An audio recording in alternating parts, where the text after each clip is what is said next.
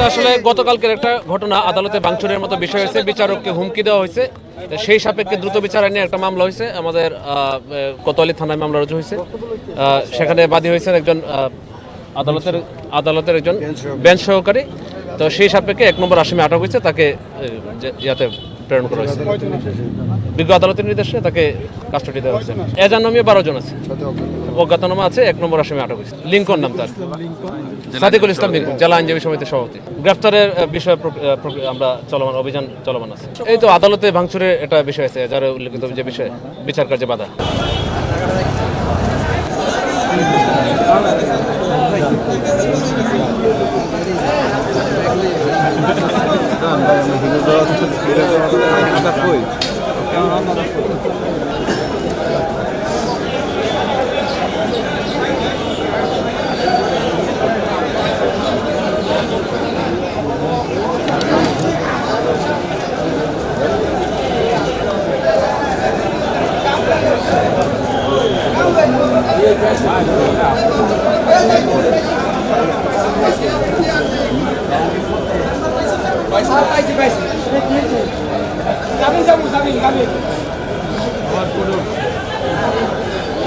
আপনারা জানেন যে গতকালকে আদালত বর্জনের মতো একটি কর্মসূচি ঘোষণা দিয়েছিলেন আইনজীবী, বরিশাল জেলা আইনজীবী সমিতি থেকে।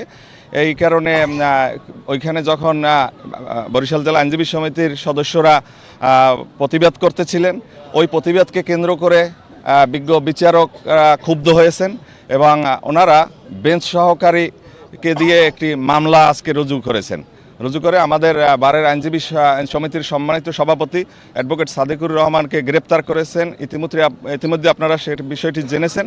আমরা প্রক্রিয়াগতভাবে যেহেতু তাকে গ্রেপ্তার করেছে একটি সুনির্দিষ্ট মামলায়, আমরা জামিনের আবেদন করেছি।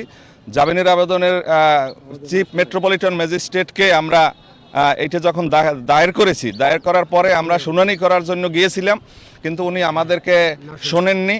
উনি ওনার চেম্বারে বসে, খাসকামরায় বসে উনি বলেছেন যে আজকে শুনানি আর হবে না, 2 তারিখ জামিন শুনানি হবে, এই বলে আমাদেরকে ওনারা পাঠিয়ে দিয়েছেন। পরবর্তীতে আমি এবং আমার আরেকজন বরিশাল জেলা আইনজীবী সাধারণ সম্পাদক, আমরা দুজনকে ওনার সাথে দেখা করতে চেয়েছিলাম যে আমাদের জামিনের পিরিয়ডটা আপনারা শোনেন, তারপরে আপনি যে সিদ্ধান্ত দেন আমরা সেই সিদ্ধান্ত মেনে নেব।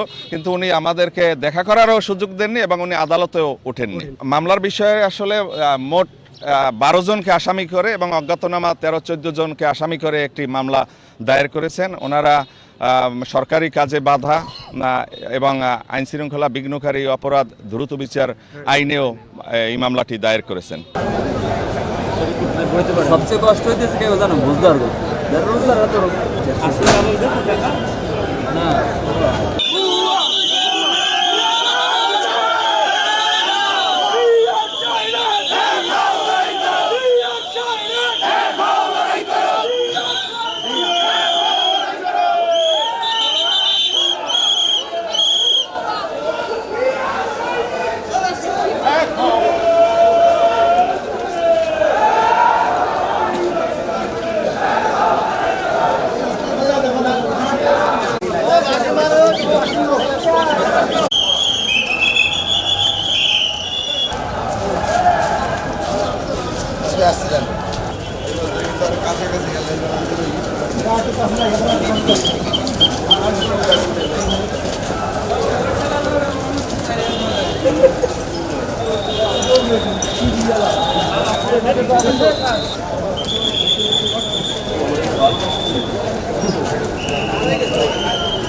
Come on.